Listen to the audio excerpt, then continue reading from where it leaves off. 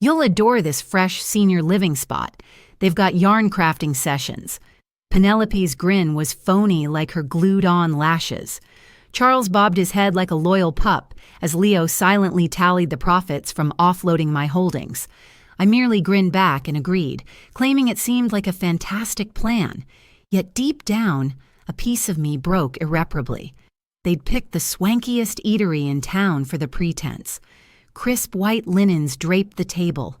Sparkling stemware caught the amber glow of dusk. Fresh ocean catches scented the atmosphere. It was all staged flawlessly for my heartfelt demise, designed to mimic a joyful event, though it marked my burial while I still breathed. "Mom, we've noticed you've seemed a bit disoriented recently," Charles pressed on, his tone dripping with feigned worry. He sported that gray suit I'd picked out for his university send-off. Now he wielded it to entomb me. Disoriented.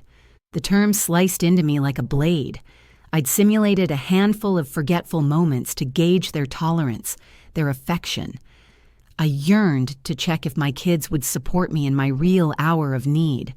The proof sat there before me, clad in the vivid emerald gown I'd presented her. "Dr. Miller believes it'd benefit everyone," Leo fibbed, dodging my eyes. "A structured setting, expert attention, pursuits tailored for folks in your bracket." Folks in my bracket? Turning 72 supposedly transformed me into an alien being, unworthy of honor or autonomy, as though decades of erecting a property dynasty from nothing counted for zilch. "And those yarn classes are super healing," Penelope chimed in, clasping my hands with digits searing from deceit. "You could whip up linens, wraps, practical items." Practical items. Meanwhile, they'd slice my assets like scavengers on a new carcass, and I'd be crafting linens amid the sting of bleach and hopelessness. "When's the relocation?" I inquired, holding my tone steady like still water before turmoil. "Tomorrow," Charles shot back without hesitation.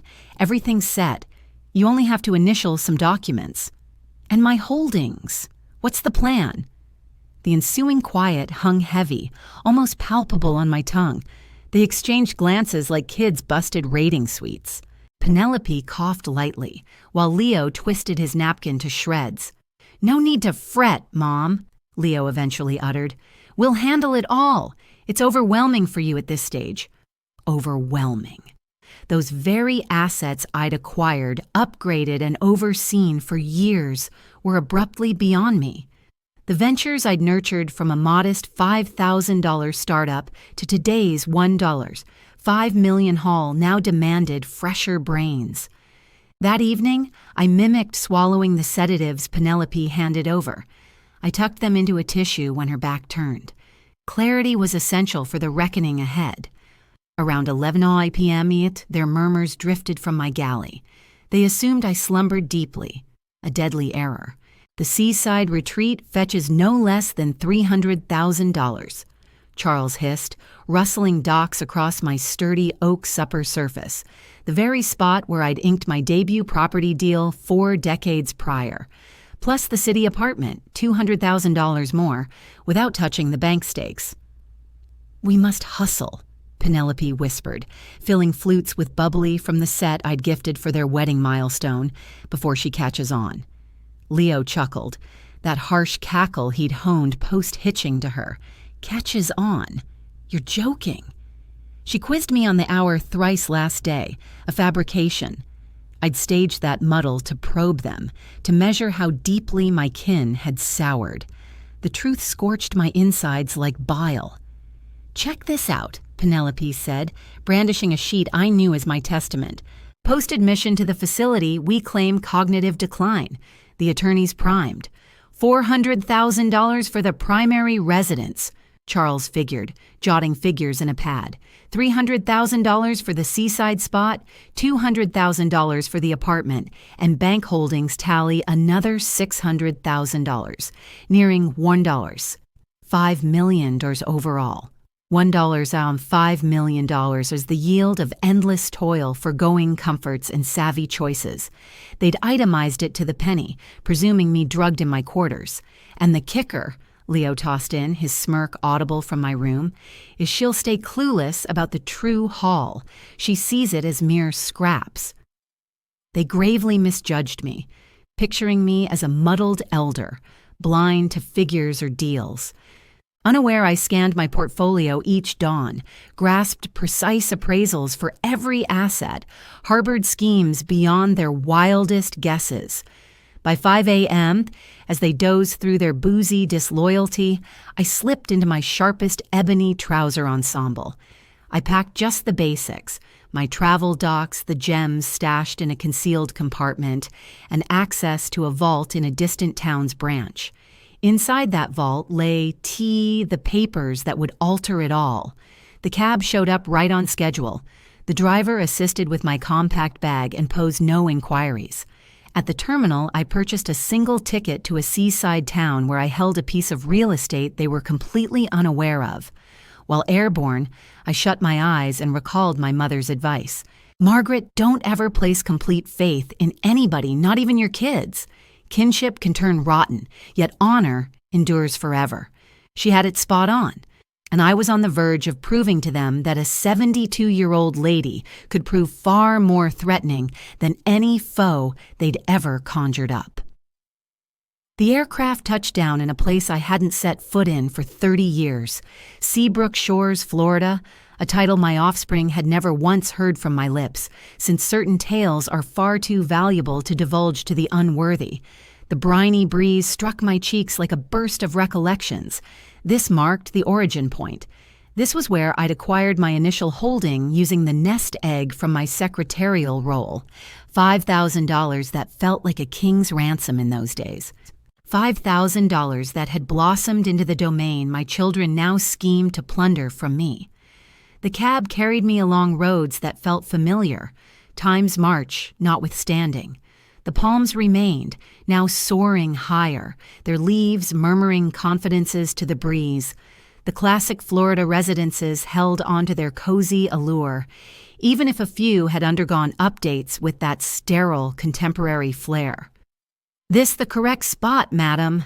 the driver inquired, pulling up before a yellow dwelling with green shutters of wood. "Seems like it's been empty for ages." For the first time in days, a smile crossed my face. Just right. The place appeared to be in a deep slumber, as though anticipating my arrival. It was modest beside the estates my children were familiar with, yet it carried an essence absent from the rest. An authentic legacy. This had served as my hidden sanctuary, my backup strategy I'd concealed for decades. I retrieved the keys from my handbag. My fingers shook a bit, not due to years, but from feeling. The entrance swung open with a recognizable groan, akin to a relieved breath. Within, the air carried scents of aged timber and ocean brine. The furnishings lay draped in pale cloths, forming spectral shapes amid the muted glow. I moved deliberately, peeling back the sheets individually, uncovering relics I'd abandoned there like dormant kernels, poised to emerge at the ideal instant. In the galley, the initial revelation awaited. Upon the counter sat a message penned in a quivering yet recognizable script. "Mrs. Whitlock, I've awaited your arrival through all these years. Eliza." My pulse raced. Eliza had served as my domestic aide for 15 years before Charles and Leo ruled her out. "It's a pointless outlay, Mom," they'd claimed. "We can manage the home for you." Yet another deception. They simply aimed to dominate every facet of my existence, down to who might approach me. Footfalls echoed on the entry veranda. My chest thumped fiercely as if it might explode. The portal eased ajar, and in she appeared.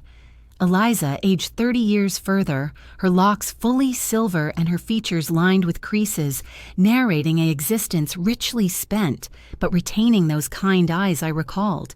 "I figured you'd make it," she stated plainly, like mere days had elapsed rather than ages. "When news of your kids' schemes reached me, I was certain you'd manage to reach this place. How were you aware of my children?" Eliza offered a poignant grin. "Penelope reached out a month back. She fished for details on your holdings, any secret financial holdings you might possess. I claimed ignorance. Naturally, Penelope had been probing. Stealing the known wasn't sufficient. They sought assurance of no concealed gems. The twist was exquisite. They'd contacted the sole individual privy to every one of my confidences, and she'd shielded me. But I was aware, Eliza went on, drawing nearer with deliberate yet firm strides. I knew of this residence. I knew of the files you'd stashed here. I knew of your strategies, and I've tended to it all, biding time for this moment. Tears welled in my eyes. I couldn't restrain them. For the first stretch in months, someone regarded me as a complete being, not a barrier or a cash cow. The files remain secure, Eliza murmured, clasping my hands in hers. I inspected them monthly. I ensured no decay. Your scheme endures unchanged. My scheme. I'd begun crafting it 30 years prior, upon grasping that my offspring viewed my assets as their assured legacy, overlooking the toil behind them. I'd woven a safeguard net so intricate that even top counsel couldn't swiftly dismantle it. Where might they be? I queried, my tone a faint murmur.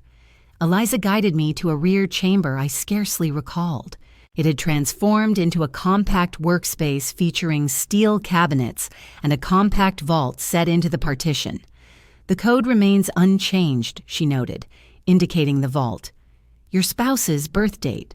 My beloved Richard. He'd departed 10 years earlier, yet his insight still guarded my path forward.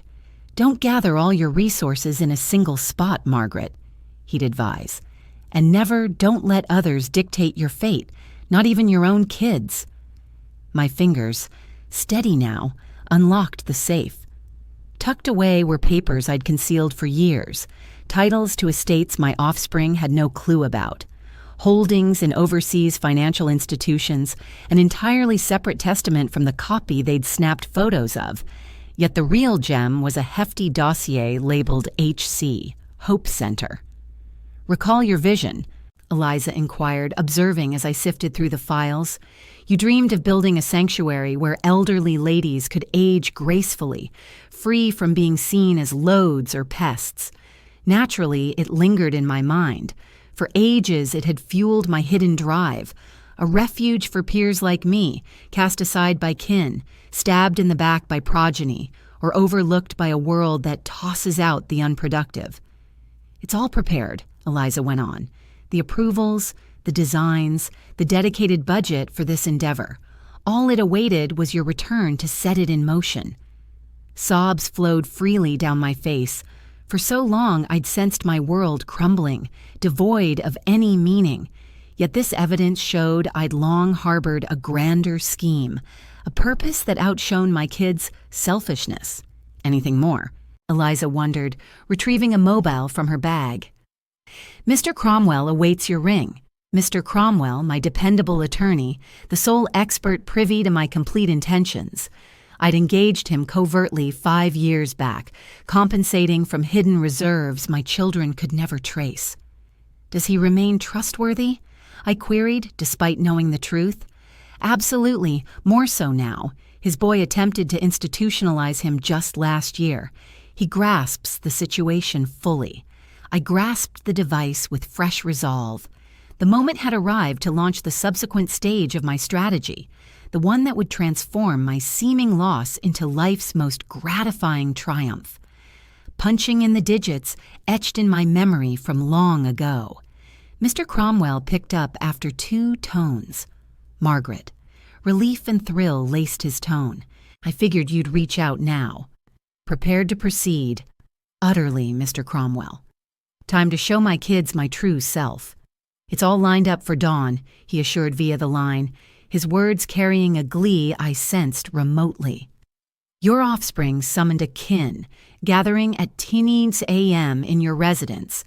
They believe it'll be the moment to ink the deeds handing over your holdings. From the pain of my concealed haven, I gazed at the sea. Breakers pounded the cliffs with a rage I knew all too well. Who's attending? Charles, Leo, Penelope, plus they've roped in Tobias, your elder sibling. Seems they seek familial observers to lend an air of legitimacy and openness.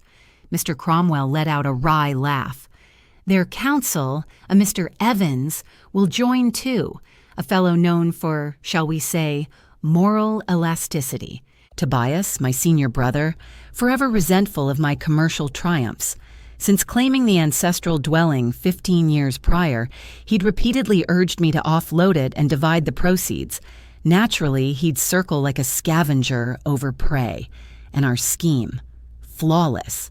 I'll show up at 10:30 once they're assembled and smug, bearing the authentic files, the tapes from last year, and that unique twist we've arranged. The unique twist, a footage I'd captured 2 years earlier, foreseeing this crisis. There, I laid out my motives clearly, unveiled my authentic designs, and exposed family skeletons my children assumed were interred. Eliza comes along, I noted, eyeing my loyal companion brewing Java in the galley with the familiarity of one who'd never departed. She's got details that'll shed real light. Splendid. Extra reliable observers only strengthen our case. Positive about this path. No retreat once we dive in. Penelope's phony grin flashed in my thoughts. Charles's deceptions. Leo's avarice. The decades I'd poured into securing their tomorrows, only for them to eye my passing as profit. Nothing's ever felt surer to me. That evening, Eliza and I burned the midnight oil, swapping tales of yesteryears and sketching tomorrow. She shared her experiences post-dismissal by my kids. Landed work with an urban household, she shared over chamomile brew, but you stayed in my thoughts always. Monthly visits here to ensure the place was primed for your homecoming. How'd you predict my return? For I understand you, Mrs. Whitlock, you're no quitter. Plus, 5 years on, as doubts about your children grew, you enlisted my silence. You instructed, should I vanish, search here foremost. She hit the mark. The treachery had dawned on me back then, spotting those odd exchanges among my children. Sudden silences in discussions whenever I approached. Inquiries that delved too deeply into my money matters. There's one more detail you need to hear, Eliza went on, her face growing grave. 3 months back, Penelope visited me. It wasn't only details about your estates she sought. She probed into your psychological state too, wondering if I'd spotted any hints of memory loss or disorientation. A chill gripped me. What exactly did you say to her? I assured her you were the keenest mind I'd ever encountered, that your thoughts operated like an unyielding vice. She became quite agitated when I refused to deliver the response she desired. Naturally, they required evidence of cognitive decline to rationalize their plunder. They'd mapped out my downfall meticulously, right down to the sedatives and the incessant queries about the hour. But wait, there's additional proof. Eliza rose and fetched a modest container from the cupboard. I discovered this discarded in the rubbish at your residence the day they dismissed me. She lifted the lid, and my pulse froze. Within lay every note my spouse Richard had penned during our courtship. Cherished missives of affection I'd safeguarded for half a century. Correspondence that had vanished inexplicably from my quarters just last month. They tossed them out, Eliza murmured, as though they were worthless refuse. Epistles of devotion from your partner, discarded like junk. I accepted them with quivering fingers. The aged sheets retained a subtle trace of the aftershave Richard once favored. Each message evoked a recollection, each phrase a vow honored, yet my offspring had cast them aside like they meant nothing. Why on earth would they? Because any symbol of genuine affection irks them, Eliza replied, drawing from decades of watching people's true colors. Your bond with your husband, your kindness to them, your efforts in forging a legacy, all of it highlights what they're unable to experience. That evening, sleep eluded me. I pored over Richard's writings anew, recalling the partner who cherished me for myself, not my possessions. We'd launched our initial venture together, reveled in each triumph, and supported one another through setbacks. Margaret, he'd noted in one of his final notes, you're tougher than you realize. Should I depart this world, hold on to this. Your value lies not in your holdings, but in your contributions. And should anyone attempt to strip that away, you resist. Resist with the full force of a woman, aware of her true strength, my true strength. For too long, I'd let my kids erode my confidence, leaving me feeling redundant, bewildered, powerless. I'd enacted the role of the frail elder, partly hoping they'd shield me. Yet Richard spoke truth. My value hinged not on their affection or regard. It rested with me. At 8 o'clock the next morning, Mr. Cromwell rang to finalize the arrangements. Your offspring seem quite anxious, he noted with a hint of glee. It seems they've been phoning authorities through the night, claiming you vanished. Vanished. Precisely. I meant to be addled and lost. After all, someone like me couldn't simply vanish unaided.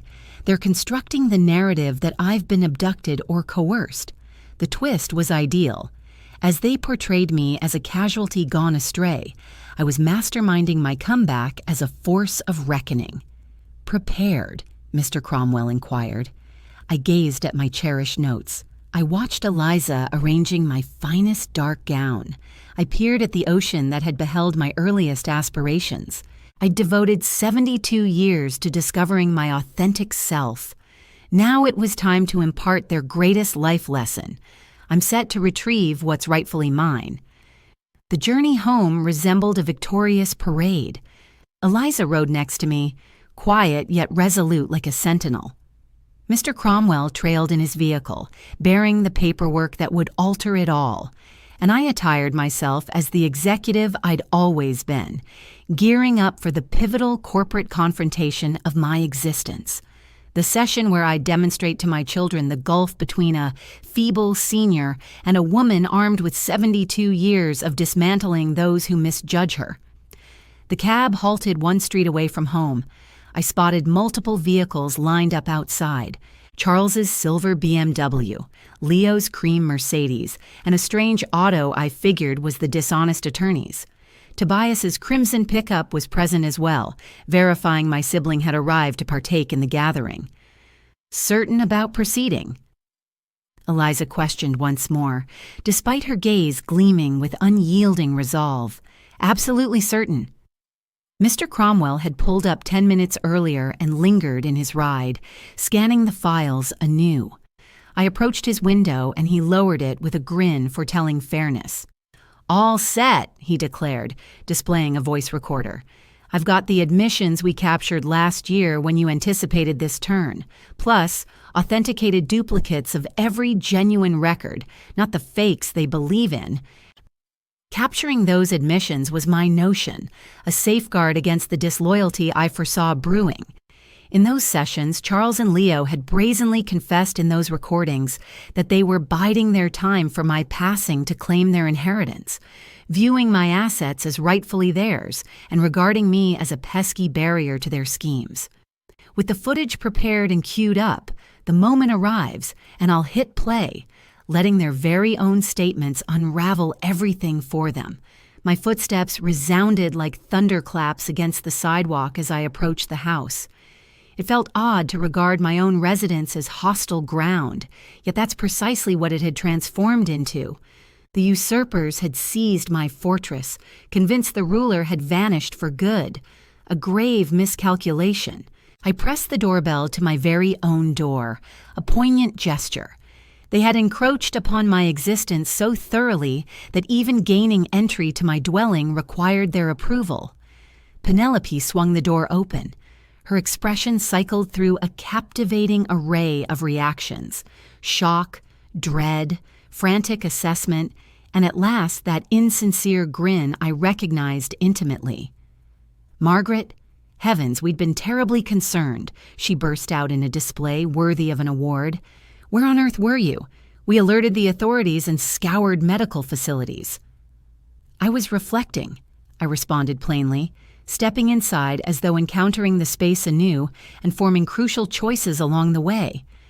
Charles rushed in from the lounge, trailed by Leo and Tobias. Their expressions blended alleviation with alarm in a spectacle that was utterly satisfying to observe. "Mother, you scared us half to death," Charles uttered, attempting an embrace. I withdrew with polite but resolute poise. "Anxious for my well-being or for the disruption to your schemes?" I inquired evenly. The ensuing quiet hung heavy, almost tangible against my flesh.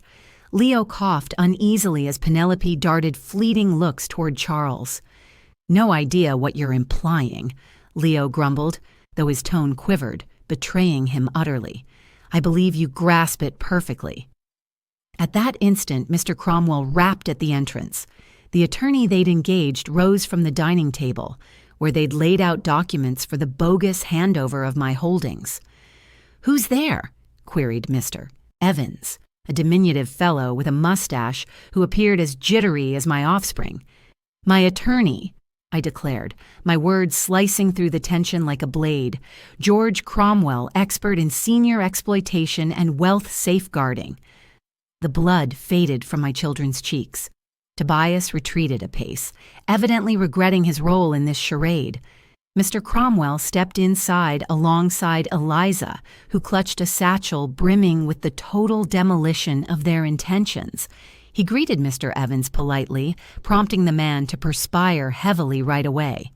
"Mrs. Whitlock," Mr. Cromwell stated with decorum, "it seems certain papers demand your endorsement to convey your assets to your offspring." "Indeed," I affirmed, observing Charles struggle to compose himself. "Ideal. Yet prior to advancing, I must clarify several juridical points." Mr. Cromwell unlatched his case and extracted a substantial dossier. "For instance, I require assurance of your cognitive fitness for this choice. Naturally, she's capable." Penelope cut in too hastily.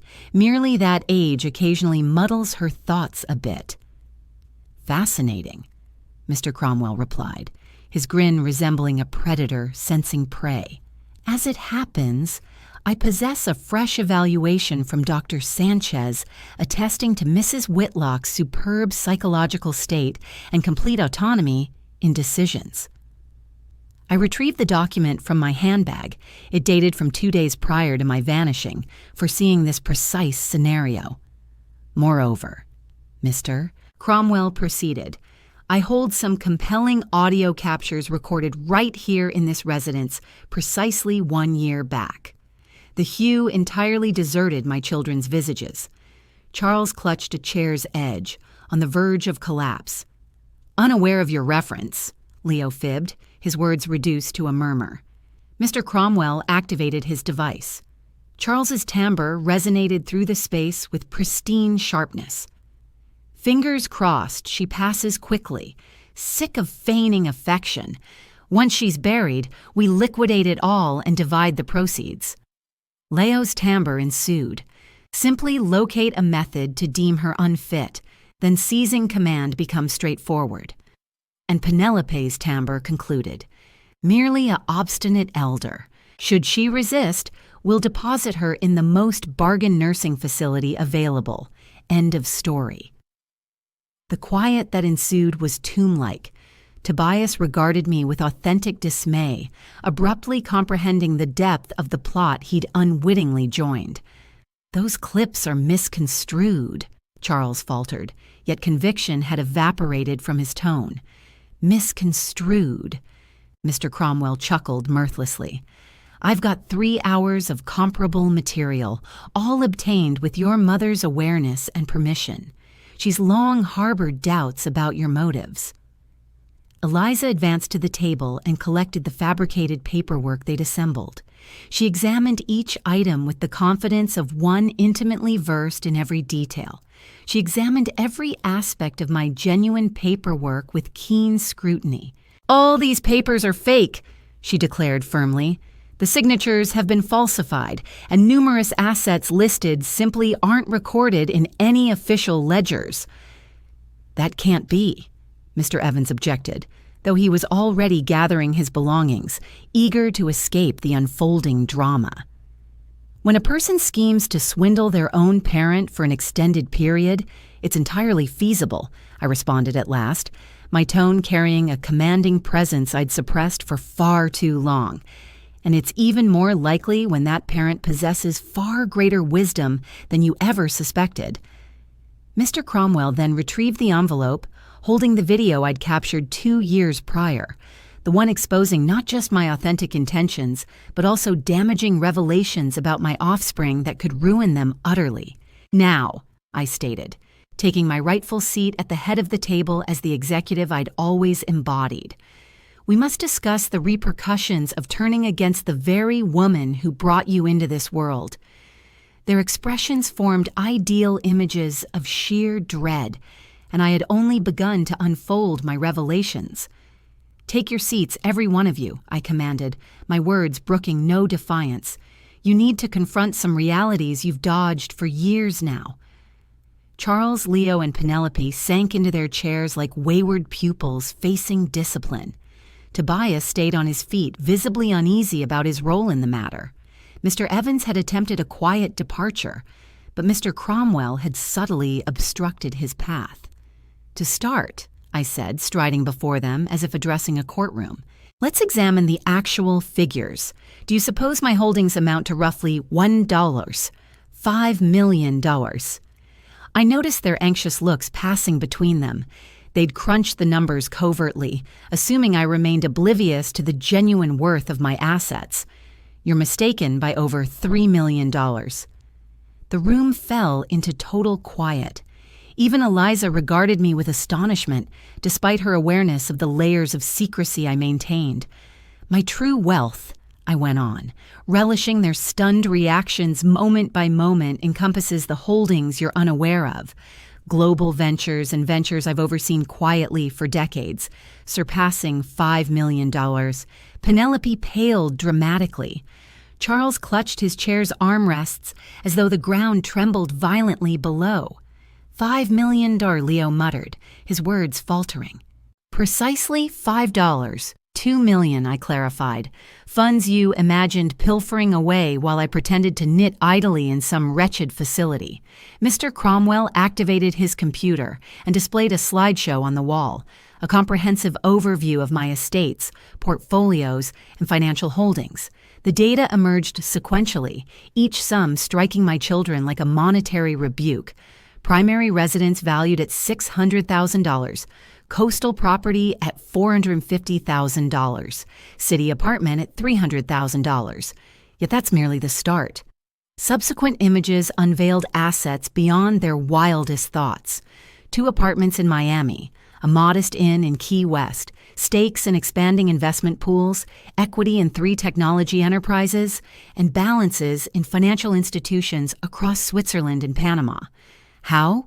Charles managed to utter, unable to complete his thought. How could a supposedly frail and bewildered elder amass such riches right under your noses? I grinned with the fulfillment of one who'd orchestrated this revelation for years. Quite straightforward. "You gravely misjudged your own mother." Eliza stepped up and added another dossier to the surface. "Mrs. Whitlock has also directed several operations in the shadows, a property advisory service, a pair of financial enterprises, and the endeavor closest to her heart." "Which project?" Penelope inquired, her query choked with tension. This marked my cherished reveal, the instant I unveiled the vision I'd nurtured covertly for 10 years. "The Hope Center," I proclaimed, observing their bewildered stares. "A community and support facility dedicated to elderly women, discarded by their kin, those whose offspring view them as liabilities rather than individuals deserving respect." Mr. Cromwell advanced the projection, unveiling an impressive design illustration, an elegant facility boasting landscapes, a reading room, creative studios, health facilities, and respectable living spaces for 200 inhabitants. "The site has been acquired," I pressed on. "Approvals for building are secured. Work commences the following month. And you, my beloved offspring, have emerged as the key motivation behind this initiative." "I'm lost," Leo whispered. "With each instance of dismissing me as a pointless senior, each occasion of referring to me like outdated decor, each scheme you devised for my fate without my input, I incorporated yet another feature into the Hope Center. Because of your behavior, it will stand as the premier establishment of its type nationwide. Tobias ventured a comment at last. Margaret, I had no inkling of this. I believed we were here for an ordinary family discussion. I understand, Tobias. That's precisely why you're spared from prosecution. But they, I gestured toward my 3 ruthless progeny, will bear the complete weight of their deeds. Mr. Cromwell assumed control of the discussion. Scheming to deceive an elderly person constitutes a serious federal offense. Fabricating paperwork adds yet another charge. It's a federal offense to forge documents like that. Plotting to have someone ruled mentally unfit without any real medical basis is another serious violation. We're looking at a slew of accusations here that might land you behind bars for a good long stretch. You can't pull this on us, Charles burst out, leaping to his feet suddenly. We're your kin, your own kids. Precisely, I shot back, my tone sharp as frost. As my offspring, your disloyalty cuts that much deeper and becomes utterly irredeemable. I stepped toward Charles until I was inches from his face, making him meet my gaze head on. I shelled out $80,000 for your university degree. I chipped in $50,000 for the deposit on your starter home. I loaned you $30,000 to launch your venture, which you never bothered to return. For 45 years, I poured out my endless affection, and this is your gratitude. I shifted my attention to Leo. I covered $100,000 in treatments when your boy battled leukemia. I footed $40,000 in attorney costs during your split. I housed you rent-free for 2 full years after you got laid off. I offered you steadfast encouragement when everyone else had written you off, and this is how you respond. At last, I turned to Penelope. I embraced you like a true daughter the day you wed Leo. I stood up for you against the family's backlash. I even named you in my estate plans, though you're no blood relation. I showered you with kindness and regard beyond what your folks ever mustered, and this is your payback. Hot tears rolled down my face, but they weren't born of sorrow. No, they marked my release, as this woman at last unleashed the fury she'd bottled up for so long. For months on end, I allowed you to treat me as worthless. I pretended to be muddled whenever you pushed for it. I played the frail elder you required to excuse your schemes, yet it was pure theater, nothing but a trial. One you botched entirely, Mr. Cromwell chimed in. Eliza set the decisive paperwork down on the surface. My authentic testament, the one that counts. This is my genuine last will and testament, I declared firmly. Prepared 3 years back and revised just 6 months ago, once your intentions grew clearer. Charles edged forward to scan it, but Mr. Cromwell stepped in his path. Under its terms, I pressed on, Charles receives $5,000. Leo gets $5,000. Penelope takes zilch, since she's no legal kin, and she's shown she's none in spirit either. $5,000? Leo bellowed. That's absurd. We're your sole heirs. The bulk of my holdings, I continued without mercy, $4,990,000, gets split among the Hope Center, a trio of organizations safeguarding the elderly, and Eliza, whose steadfast devotion over 30 years of companionship outshines the loyalty you've shown your whole lives as my kids. Penelope broke into sobs, but they left me unmoved now. Charles pounded the table in rage. Leo slumped back into his seat, looking a decade older in mere moments. Yet there's an option, I noted at length, eyeing their desperate grasp on this final lifeline. What kind? Charles demanded, voice cracking with need. We earn it through effort. The Hope Center requires managers. It demands dedicated workers. It seeks folks who grasp the worth of personal worth. Over the coming 5 years, if you demonstrate genuine concern for ideals beyond cash, if you acknowledge the harm you've inflicted on me and commit to mending it, then perhaps we'd discuss a legacy. 5 years, Leo grumbled under his breath. 5 years toiling unpaid at the Hope Center. 5 years showing you can cherish seniors as full individuals, not mere hurdles. 5 years establishing you're worthy of my parental bond. The quiet dragged on for what felt like ages. I watched their thoughts churn, weighing choices that had already vanished. And should we decline? Penelope challenged boldly.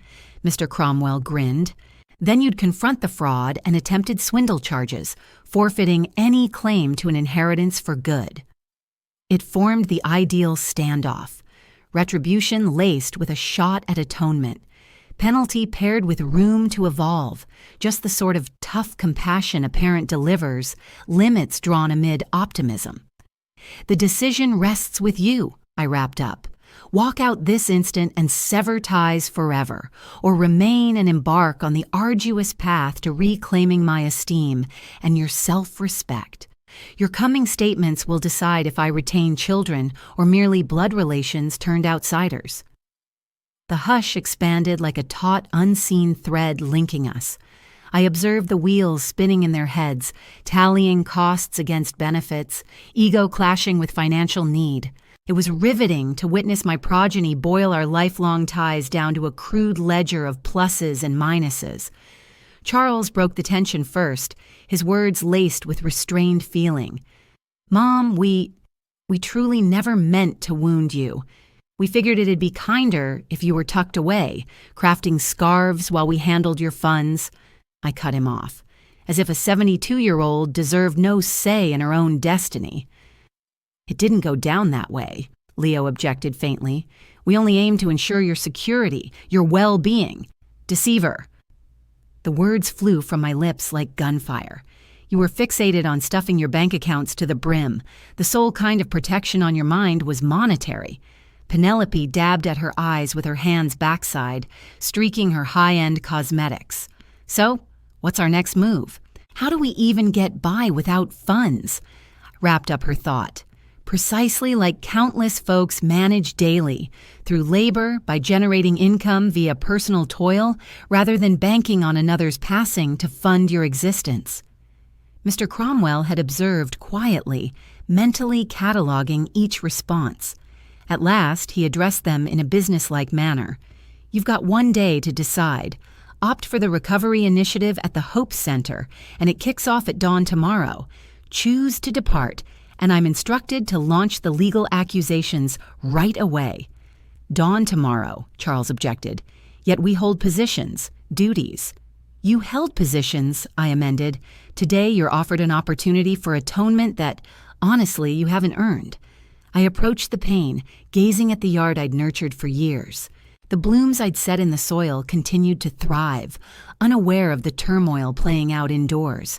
The natural world possessed that insight. It expanded. It thrived. It produced splendor irrespective of disloyalties or letdowns.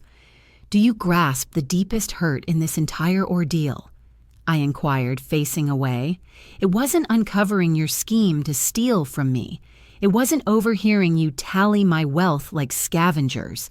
The sharpest sting came from understanding you never truly comprehended who I am." I pivoted to face them, noting their puzzled expressions. "Over 72 years, I've embodied a fighter, a creator, a visionary. I kicked off with $5,000 and grew it to more than $5 million. I forged a property kingdom without aid from anyone. I maneuvered through a male-led corporate landscape and emerged triumphant. I nurtured 2 kids amid overseeing estates and pursuing ventures. My tone escalated, brimming with a lifetime of feats they'd deliberately overlooked, and you diminished me to a bewildered elderly lady requiring yarn workshops.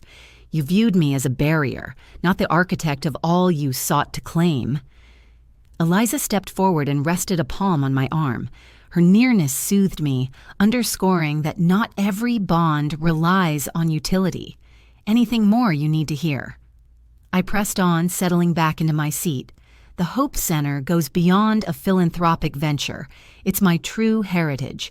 It demonstrates that a senior woman can reshape the globe rather than merely awaiting the end in a sterile, scented chamber." "Mr. Cromwell adjusted the display on his device, revealing intricate blueprints for the facility. It was stunning. Sleek structures encircled by greenery, areas for creativity and melody, a dedicated reading room, health facilities, and living quarters that genuinely resembled residences. 200 women will reside here, I elaborated. Ladies forsaken by avaricious kin, ladies stripped bare by divorces in their later years, ladies who merely require a spot to age gracefully. It's remarkable, conceded Tobias, who'd stayed mute amid the clash.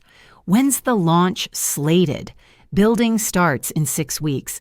The initial segment completes in 18 months, and should my offspring commit to their atonement, they'll contribute to its construction. What sorts of tasks would we undertake? Leo ventured warily. Every variety of task, Eliza replied ahead of me. Tidying, landscaping, office duties, assisting inhabitants, genuine labor, upright labor, labor that instills the worth of contributing rather than expecting contributions. But we're unskilled in such tasks, Penelope objected. You'll acquire the skills, I stated plainly, just as I picked up commerce at your age, just as I mastered market investing at 50, just as I grasped computing at 60. The contrast lies in my drive for drive and progress. Yours will stem from necessity and reform. Charles rose and strode about the space, his fingers quivering faintly. This feels otherworldly. Just 2 days back we believed, and merely 2 days prior you believed yourselves heirs to a vast fortune, I concluded. Now you recognize your role in a tutorial on the fallout from familial disloyalty, and should we commit, Leo queried, if we labor at your facility for 5 years, will you truly revise the testament? The query I'd anticipated, the one revealing whether this equaled fairness or grudge. If across 5 years you prove capable of cherishing individuals for their essence, not their assets, if you master offering rather than merely extracting, if you exhibit the integrity I once believed I'd instilled in you, then indeed I'll alter the document. How substantial? Penelope probed, ever blunt regarding finances. Sufficient for secure living, yet not so much as to revert you to your current rapacious selves. Say $500,000 apiece. $500,000. A windfall for the average person, but merely a sliver of what they had intended to pilfer. The amount was sufficient to encourage genuine progress, yet not excessive enough to remove the incentive to continue striving and developing. As for the remainder, Charles inquired, the remainder will stay with the Hope Center indefinitely to guarantee that women like me are never once more viewed as liabilities or nuisances by their relatives. Mr. Cromwell snapped his laptop shut with a firm snap. As I mentioned earlier, you have a day to make your choice. Come tomorrow at 10 a.m. You either show up at the Hope Center build site prepared to labor, or I submit the felony accusations to the prosecutor's office. He rose to depart, but paused at the door to add, and don't waste time seeking alternative attorneys. I've duplicated all the proof in several secure spots. This isn't up for discussion. It's a final demand. Once Mr. Cromwell had gone, we remained quiet. The burden of the choice hung in the air like poisonous fumes. Would you truly get us locked up? Charles whispered softly. Did you actually intend to stash me in a care facility while auctioning off my assets? I shot back. Point taken. Eliza moved beside me. Mrs. Whitlock, do you truly wish to offer them this opportunity despite all they've done? Absolutely, I responded, even as my heart ached deeply. After all, they remain my offspring, and a parent never ceases to wish her kids will evolve into the individuals she always envisioned. This was my ultimate risk, my lingering faith that family ties might outweigh avarice. By tomorrow, I'd discover whether I'd nurtured kin or mere outsiders. Dawn hadn't broken when I rose the following morning, brewing coffee in the kitchen where my children had toasted my alleged mental decline with bargain bubbly. Eliza had stayed over in the spare bedroom, and we observed the heavens shift from darkness to dusk, anticipating my kids' verdict. Do you believe they'll appear? Eliza wondered, filling the china mugs passed down from my mom. To be frank, I'm uncertain. One side of me yearns for their arrival, the other side dreads it, and I can't tell which feeling dominates. At 8:00, my cell buzzed. Mr. Cromwell was on the line. "Morning, Margaret, prepared for the inaugural workday." As prepared as anyone could be to learn if I retain family or only genetic imposters. I've been on location since 7i organizing, and the crew leads are aware of the unique circumstances surrounding these fresh helpers. Helpers, a polished term for folks toiling to dodge incarceration. Any trace of them? None so far, though there's still 2 hours left. Eliza and I reached the Hope Center development area by 9:30. It marked my initial visit to the property post-initial groundwork, and a surge of feelings overwhelmed me. There stood my vision materializing in reality. Bulldozers shifted soil where healing landscapes would soon flourish. Crews outlined bases where structures would emerge, sheltering females abandoned by their loved ones. "It's stunning," Eliza whispered, linking arms with me as we toured the property. "It's optimism," I amended. "It's evidence that it's always possible to launch anew, to transform lives, to demonstrate that senior women refuse to be discarded." Mr. Cromwell neared, holding a notepad and a yellow safety helmet. All set. Should they arrive, they'll begin with straightforward duties, removing debris, sorting supplies, assisting the team with hands-on chores. And should they skip out, my meeting with the DA is at 11 Rs. 9:55, 9:57, 9:59. Precisely at 10 Grace, a cab rolled up to the entrance. My pulse raced wildly as if my heart might burst free. Charles exited first, clad in faded jeans and a tee I hadn't spotted in ages. Leo trailed in fresh labor gear, obviously purchased hastily the prior evening. At last, Penelope stepped out in sporty attire, her locks tied in a basic tail. They appeared fragile, anxious, relatable. They approached us hesitantly, resembling doomed inmates marching to execution.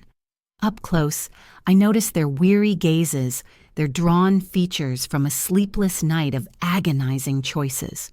"We're present," Charles stated plainly. "I notice," I answered evenly despite my emotions tumbling inside. "We've chosen," Leo rasped, swallowing hard. "We've chosen to attempt mending what's broken." "Are you certain? Since beginning means no retreat. Full 5 years, or directly to confinement." Penelope dipped her head gradually. "We're certain. Well, at minimum, we're certain we prefer avoiding jail. Not the purest drive, but it served as an entry point." Mr. Cromwell stepped up with 3 spare helmets. "Greetings at the Hope Center. I'll oversee you, and over the coming 5 years, I'll rank as the key figure in your worlds besides your mom." He distributed the helmets and a list of core guidelines. Shifts run from 8 a.m. until 5 p.m., with a single-hour break for meals. No room for gripes or pessimism. Weekly check-ins on your progress. Your immediate boss will be Mike. Mr. Cromwell gestured toward a sturdy fellow with rough palms and a warm grin. With 3 decades in the building trade, he has no tolerance for pampered types who shy away from manual tasks. Mike approached and assessed them with the sharp eye of a veteran who can detect a loafer from across a football field. "Has anyone here tackled real grunt work in the past?" he inquired. Not a sound. "Excellent," Mike smiled broadly. "We'll ease in with basics. Check out that heap of debris." He indicated a massive mound of shattered cement and corroded steel. "It must be shifted from this spot to that one." He indicated a location roughly 200 yards distant, manually. Penelope inquired, appalled. "Manually," Mike affirmed. "Rock by rock, fragment by fragment. It's straightforward labor for folks who could use a lesson in the worth of hard toil." I observed as they neared the debris stack like it was an unclimbable peak. Charles hoisted the initial chunk of concrete and instantly grimaced from the ache. Leo attempted to haul an excessive load right away and almost toppled over. Penelope eyed her impeccably groomed fingers and exhaled in the manner of one yielding to destiny. Over the following 4 hours, I kept an eye on their efforts. It was far from graceful. Charles griped nonstop about his sore back. Leo paused every 10 minutes to regain his wind. Penelope snapped 2 nails within the opening hour and wept quietly for another 10, yet they persisted. At the midday meal, they settled on the earth alongside the other crew members, munching plain sandwiches and sipping tepid water from a communal flask. Their outfits were grimy, their palms smudged, their cheeks flushed from the heat and strain. "How's it going for you?" I queried, drawing near during their respite. "Like a semi plowed into us," Charles muttered, kneading his neck. "This is tougher than we expected," Leo confessed. "And what did you expect? That genuine labor comes without sweat, that those who construct society with their own strength do so for kicks." Penelope regarded me with a gaze that, for the initial time, hinted at comprehension. It never crossed my mind. I never considered the grind of scraping by this way. Now you do, and that's merely day 1 out of the coming 1,825. The post-lunch session proved more grueling.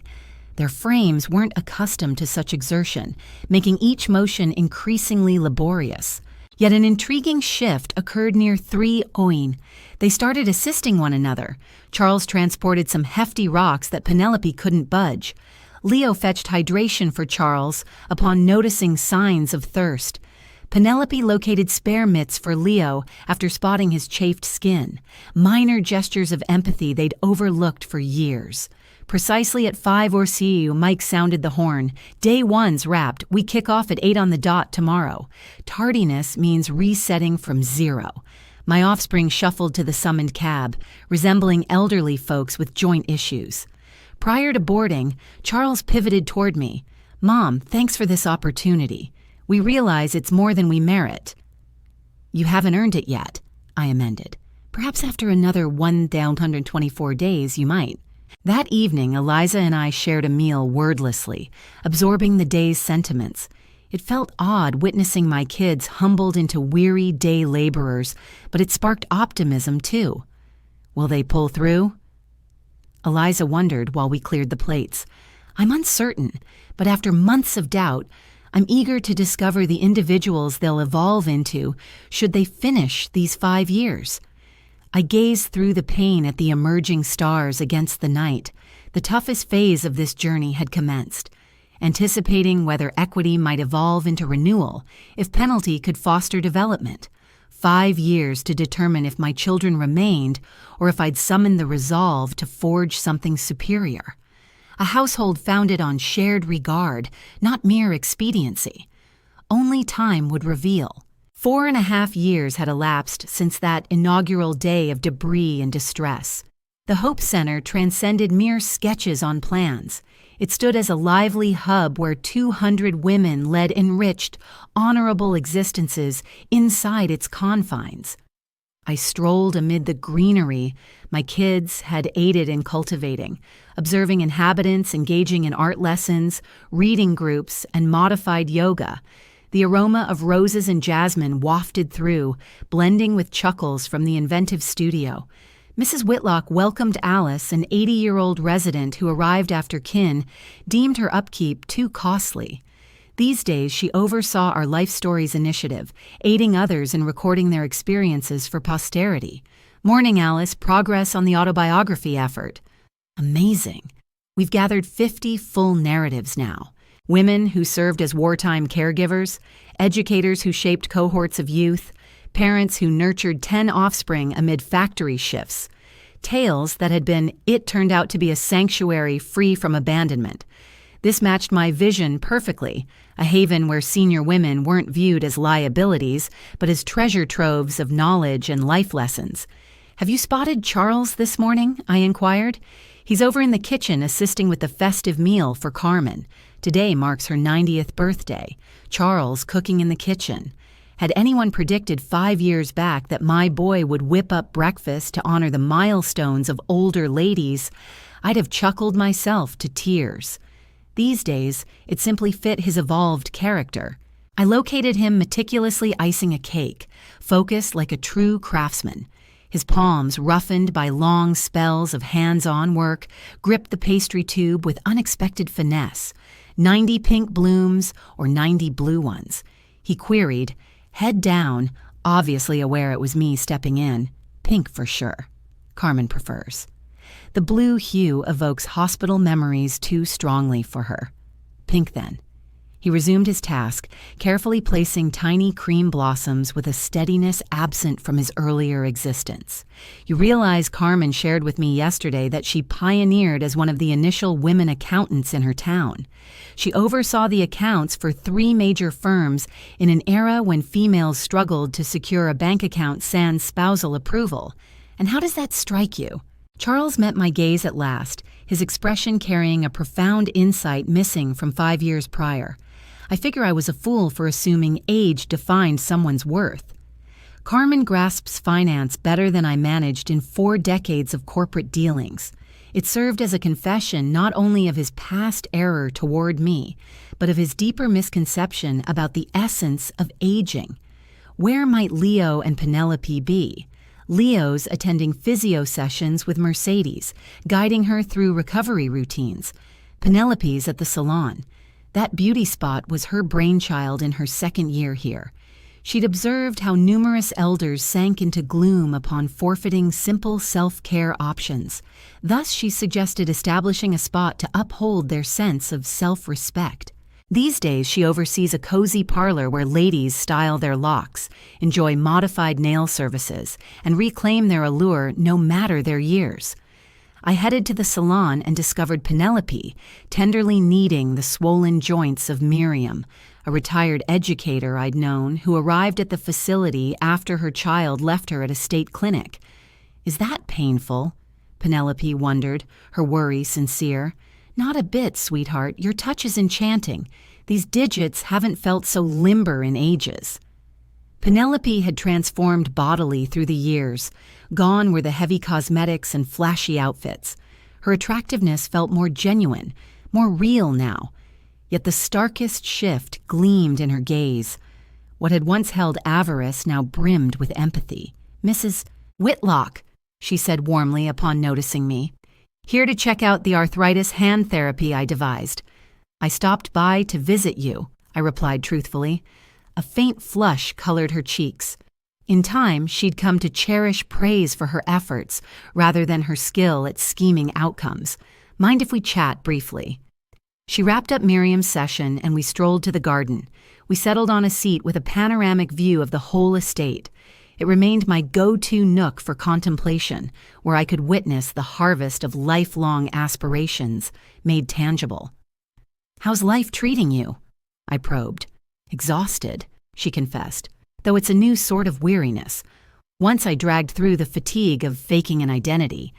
Now it's the ache of true labor, yet I rest sounder than before. Any regrets? Penelope grew quiet for long moments, eyeing a cluster of dwellers flowing through Tai Chi moves on the grass. I lament my short-sightedness, she responded at length. I sorrow over fixating on the wealth alone, ignoring the remarkable lady who'd built it. I wish I'd sought to absorb knowledge instead of pilfering it. These phrases I'd longed for over years, yet upon hearing them, I sensed their irrelevance now. Her metamorphosis had rendered them obsolete. So what insights have you gained? That esteem doesn't pass down by blood, it's cultivated. That years bestow sagacity, not frailty. That nurturing folks yields deeper joy than receiving care. She hesitated. And that you transcended the role of affluent in-law. You embodied the heights a woman reaches by defying boundaries. Her final remark struck me like sunlight piercing prolonged clouds. Leo dashed over from the therapy zone, buzzing with thrill. Mom, Mercedes managed 10 unassisted strides. 10 full ones. My baby boy, who formerly displayed true fervor only for cash, glowed at the mobility gains of an 85-year-old unrelated to him. She mentions aiming for her rose patch next week, Leo pressed on, panting from his sprint and zeal. Picture that. Half a year past, she scarcely propped herself upright alone. And your plans to support her goal. I've conferred with the therapist already. We're set to develop a dedicated fitness initiative. I'll join her for each workout. He paused, catching his wording. provided that's fine by you naturally. It marked the first occasion in ages where he'd sought my approval for something that truly counted to him, for the proper motives. That arrangement works wonderfully, Leo. Later that day, Mr. Cromwell dropped by for our routine monthly assessment. We gathered in my workspace at the facility, encircled by snapshots of the inhabitants, awards for achievements, and missives from thankful relatives. "What's your assessment of their progress?" he inquired, scanning his records from the recent quarters. "They've transformed in manners I once deemed impossible," I confessed, "not merely in their duties at the site, but in their core identities as individuals. Is it authentic or just a bid to win you over?" That was the very doubt I'd wrestled with for seasons. Initially, yes, they were performing a role, yet the nature of the tasks here, the act of nurturing others, exposes one's authentic self. You can't simulate empathy over 4.5 years. Thus, I believe my offspring have uncovered facets of themselves they never realized were there. Facets I prefer far more to who they used to be. Mr. Cromwell grinned, and regarding the testament, "It can hold off for 6 more months. I'd like to observe how they navigate the conclusive choice." "Which conclusive choice?" "In 6 months, their required tenure concludes. They'll gain the liberty to depart and pursue their paths freely. The true inquiry is whether they'll remain out of genuine desire to belong or depart after fulfilling their penalty." It represented the supreme trial. Temporary shifts are easy when choices are absent. Real essence emerges when opportunities reappear. Should they go, I'll recognize I made the wise move by altering my testament. Should they remain, I'll realize I've reclaimed my kids at last. That evening, Eliza and I shared a meal in the facility's shared eating area, enveloped by the buzz of lively chats and chuckles from ladies who'd forged a fresh kinship in their later decades. "Feeling anxious about the coming 6 months?" Eliza wondered. Intrigued, I amended. "After 76 years on this earth, I've discovered the finest twists arrive when you cease forcing the results." 6 months onward, the moment I'd anticipated for 5 years dawned at last. It was an ideal spring dawn, sunlight slipping past the office shades as I examined the paperwork Mr. Cromwell had readied for this pivotal event. The updated testament rested on my desk, enclosed in a pouch holding the ultimate ruling on my children's destinies. Yet prior, I needed to learn their choice. At 10 o'clock sharp, Charles, Leo, and Penelope entered my office in their standard attire for tasks. Across 5 years, I'd mastered interpreting their moods from their strides, and that morning they appeared calm, resolute. "Morning," I greeted, gesturing to the seats. "Do you grasp the reason for this gathering?" "Since it hits precisely 5 years from our start here," Charles replied, "and per our pact, we're now at liberty to depart." "Precisely. Your judicial duty has concluded. No further legal threats loom. Attendance is no longer mandatory. You're utterly independent." The quiet lingered for a few minutes. I sensed they'd rehearsed for this juncture, conferring privately on their response. "We've reached a verdict," Penelope declared at length, her tone steady yet laced with feeling. "I'm all ears." Leo cleared his voice. "We'd like to remain, not due to obligation, but from our own volition." My pulse halted briefly, though I maintained a composed facade. "What prompts that?" "This location has evolved into our dwelling," Charles explained. "These ladies form our broader kin. The efforts we contribute here rank as the most meaningful pursuits we've undertaken. And," Penelope continued, moisture gathering in her gaze, "we've at last grasped the lesson you aim to impart from the outset. Existence revolves not around acquisition, but contribution." I rose and approached the pane facing the grounds. There was Mercedes strolling deliberately, if gradually, to her cherished blooms, just as Leo had vowed. Nearby, Carmen instructed elementary arithmetic to a cluster of newer arrivals among the women. "What of your existences beyond these walls, your professions, your private aspirations?" Our professions reside here henceforth, Leo stated. I've pursued evening studies in elder physical rehabilitation. I aim for formal credentials to enhance resident support. I've signed up for classes on elder psychology, Penelope noted. I seek deeper insight to aid arrivals burdened by despair and fear. As for me, Charles mentioned, I've collaborated with Mr. Cromwell on nonprofit oversight. I intend to ensure this venue operates flawlessly for generations ahead. I'd nurtured tycoons, and they'd emerged as community innovators. One more thing, Charles went on. We've discussed it thoroughly among ourselves and decided to put forward an official suggestion. What sort of suggestion? We'd like to formally give up any claim to your inheritance, Penelope declared. Our desire is for every bit of your wealth to remain right here at the Hope Center indefinitely. I faced them, truly taken aback for the first time in years. Are you absolutely certain about this? Utterly certain, Leo replied. Over these 5 years, we've witnessed firsthand the impact of funds invested wisely. We've observed how this facility transforms existence, restoring self-respect to women who once felt utterly hopeless. We have no interest in inheriting your wealth. Instead, we aim to safeguard your enduring influence. The emotions I'd suppressed for half a decade finally welled up and spilled over. They weren't born of sorrow, but from a profound sense of fulfillment that swelled in my heart. Do you realize the implications? I inquired. It signifies we'll commit our careers here, earning reasonable but unlavish pay, Charles explained. It means we'll forgo personal riches, yet contribute to a cause far surpassing financial gain.